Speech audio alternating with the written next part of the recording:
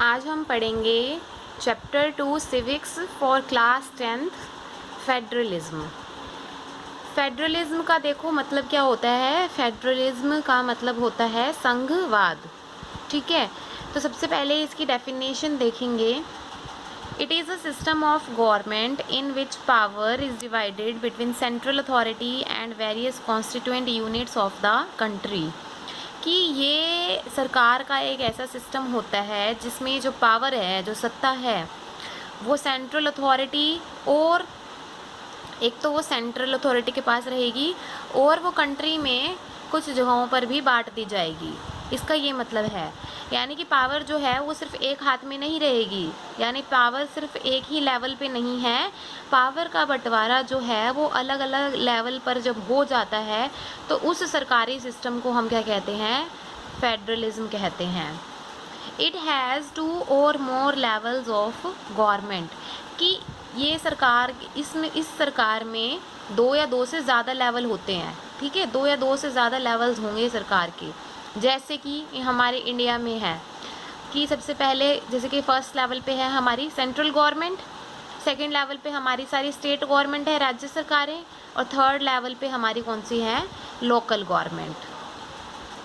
आगे देखिए, 1 level for the entire country responsible for subjects of common national interest.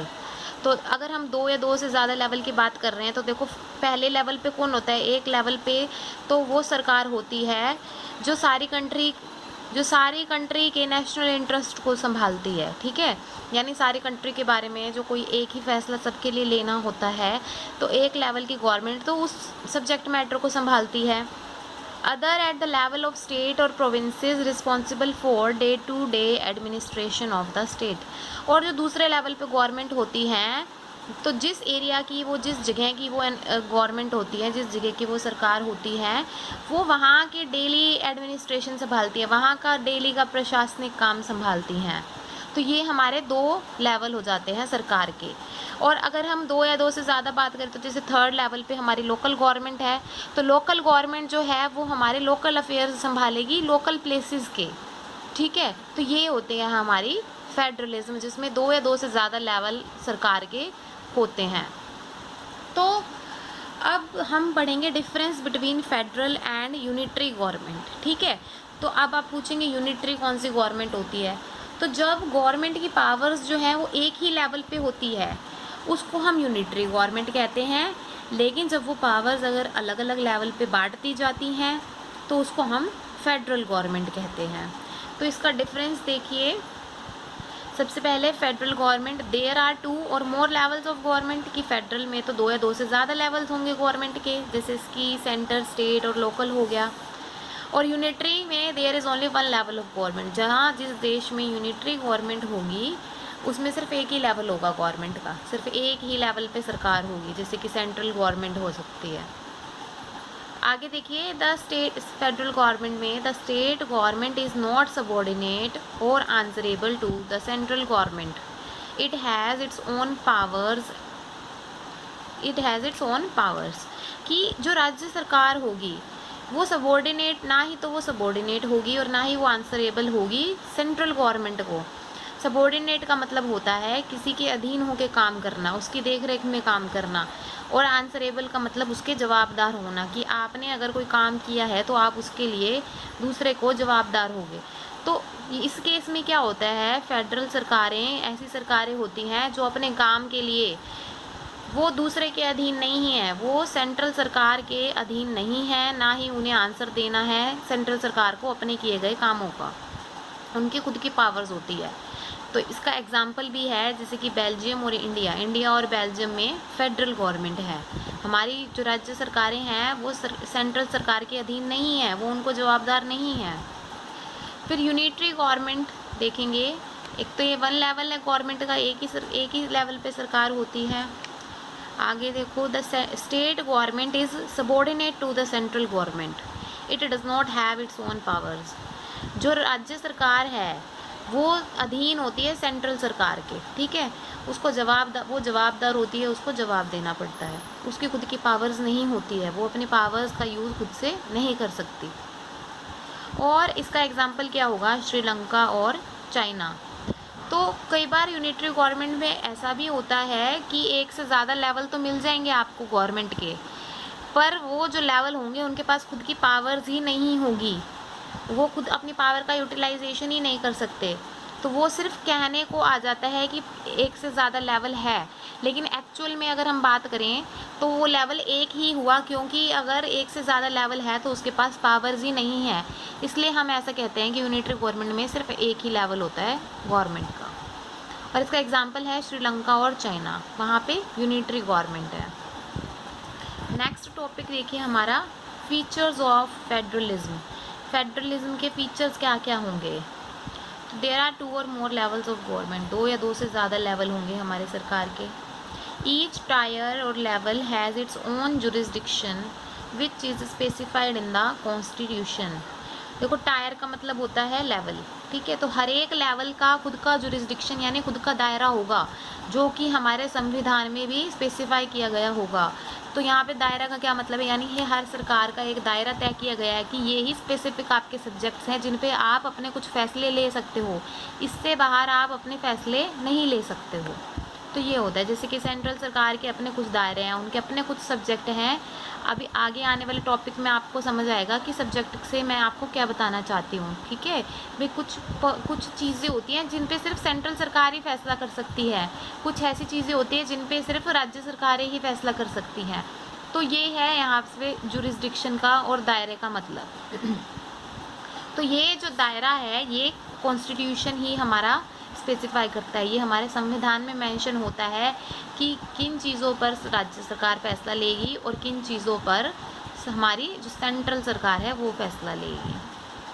Next point, the change in fundamental provisions of the government requires the approval of both levels of the government.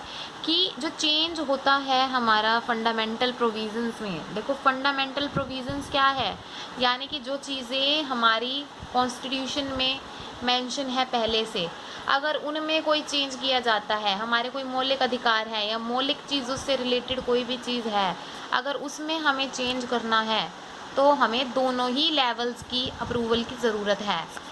Central सरकार भी state सरकार भी, दोनों ही सरकारों के फैसले की ज़रूरत है। अगर दोनों हाँ करेंगी तो ही हमारा कोई फंडामेंटल प्रोविज़न को हम चेंज कर सकते हैं। सिर्फ सेंट्रल सरकार के कहने से जो है कोई भी चीज़ चेंज नहीं होगी, और सिर्फ राज्य सरकार के कहने से भी कोई चीज़ चेंज नहीं की जा सकती। Next point, the supreme court solves the dispute between different level of the government. कि अगर दोनों गवर्नमेंट के सरकार के दोनों लेवल के बीच में कोई डिस्प्यूट हो जाता है, कोई लड़ाई झगड़ा हो जाता है, तो उसको सॉल्व कौन करेगा?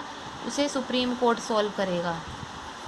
इट हैज़ डुअल ऑब्जेक्टिव्स, ठीक है, इसके 2 ऑब्जेक्टिव हैं फेडरलिज्म के।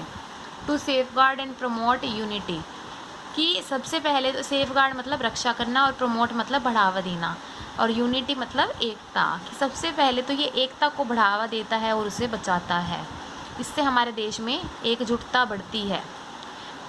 और सेकंड क्या है? To maintain a balance between regional diversities. Regional diversities से क्या मतलब है? देखो रीजनल मतलब क्षेत्रीय, और डाइवर्सिटीज़ का मतलब क्या होता है? लोगों के बीच में जो डिफरेंसेस हैं, क्षेत्र से रिलेटेड लोगों के बीच में जो डिफरेंसेस है, जैसे कि उनके पहनावे का डिफरेंस, उनके बोलचाल का डिफरेंस, ठीक है, उनके लैंग्वेज का डिफरेंस, ये सारी चीज़ें, या उनका कास्ट डिफरेंस, उनके बीच में सारे सोशल और इकोनॉमिक डिफरेंस, ये सारे रीजनल डाइवर्सिटीज़ हैं।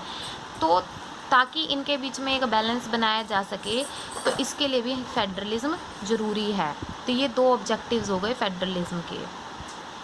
Next point, it has 2 aspects, mutual trust and agreement to live together. कि फेडरलिज्म के 2 एस्पेक्ट क्या है? म्यूचुअल ट्रस्ट, कि दोनों सरकारों के बीच में म्यूचुअल ट्रस्ट होना चाहिए, कि जब सरकारें ऐसे काम नहीं कर सकती कि उनके बीच में कोई ट्रस्ट नहीं है तो वो काम नहीं कर पाएंगी, या उनके बीच में कोई एग्रीमेंट नहीं है।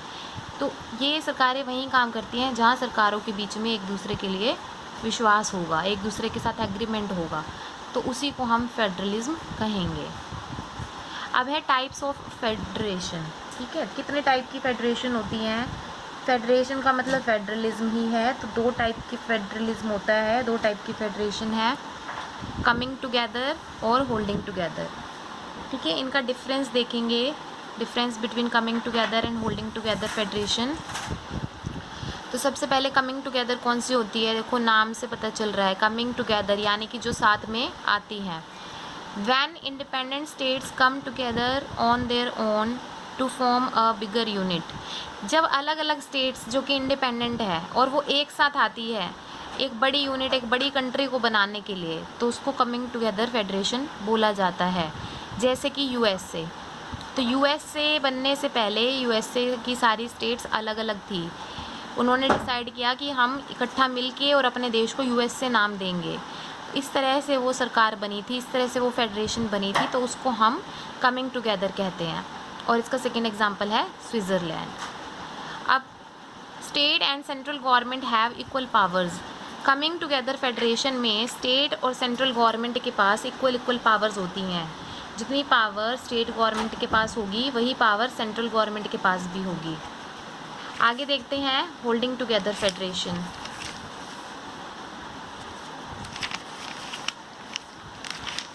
होल्डिंग टुगेदर में देखो, when a large country divide it's power between states, जब एक बड़ी कंट्री अपनी पावर को अलग अलग स्टेट्स में डिवाइड कर देती है, यानी वो कंट्री तो पहले से इंडिपेंडेंट है पर वो अपनी पावर्स का बंटवारा कर रही है अब अलग अलग स्टेट्स में, तो उसे हम होल्डिंग टुगेदर कहते हैं। क्योंकि वो क्या कर रही है, एक कंट्री क्या कर रही है, अपनी पावर को होल्ड करके रख रही है, अलग अलग जगह पे बांट के उसने पावर को होल्ड कर दिया, इसलिए हम इसको होल्डिंग टुगेदर कहते हैं। इसका एग्जांपल है इंडिया, कि इंडिया एक कंट्री है, ठीक है, इसने अपनी अपनी पावर का, देखो holding together federation, when a large country divide it's power between states, जब एक बड़ी कंट्री अपनी पावर को अलग अलग स्टेट्स में डिवाइड कर देती है तो उसे हम होल्डिंग टुगेदर फेडरेशन कहते हैं। कि जैसे कि देखो इंडिया या फिर बेल्जियम, तो इंडिया में कैसे था, इंडिया पहले से एक इंडिपेंडेंट कंट्री थी, एक बड़ी कंट्री थी, इसने क्या किया, अपनी पावर को अलग अलग स्टेट्स में डिवाइड कर दिया ना, अलग अलग स्टेट्स के पास पावर्स हैं, तो इसको हम होल्डिंग टुगेदर फेडरेशन कहते हैं। सभी स्टेट्स ने इसको होल्ड करके रखा है, ठीक है।